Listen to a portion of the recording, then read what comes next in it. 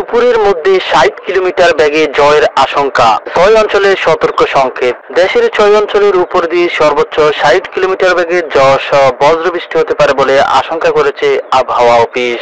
আবহাওয়াবিদ মোহাম্মদ ওমর ফারুকের স্বাক্ষরে করা একটি বিজ্ঞপ্তিতে বলা হয়, খুলনা, বরিশাল, পটুয়াখালী, নোয়াখালী, চট্টগ্রাম এবং কক্সবাজার অঞ্চলের উপর দিয়ে দক্ষিণ অথবা দক্ষিণ পূর্ব দিক থেকে ঘন্টায় ৪৫ থেকে ৬০ কিলোমিটার বেগে অস্থায়ীভাবে দমকা অথবা ঝড়ো হাওয়া বয়ে যেতে পারে।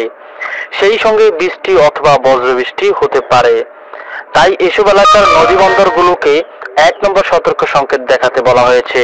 এদিকে আবহাওয়ার অপর এক বিজ্ঞপ্তিতে বলা হয়েছে, বঙ্গোপসাগরে সৃষ্ট লঘুচাপটি সুস্পষ্ট লঘুচাপে পরিণত হয়েছে। এছাড়া মৌসুমী বায়ু বাংলাদেশের উপর মোটামুটি সক্রিয় এবং উত্তর বঙ্গোপসাগরে প্রবল অবস্থায় রয়েছে। এই পরিস্থিতিতে দেশের সব বিভাগে অস্থায়ীভাবে দমকা অথবা ঝড়ো হাওয়া সহ হালকা থেকে মাঝারি ধরনের বৃষ্টি অথবা বজ্রবৃষ্টি হতে পারে। সেই সঙ্গে দেশের কোথাও কোথাও মাঝারি ধরনের ভারী থেকে ভারী বর্ষণ হতে পারে। ঝড় বৃষ্টির প্রবণতা কয়েকদিন অব্যাহত থাকতে পারে।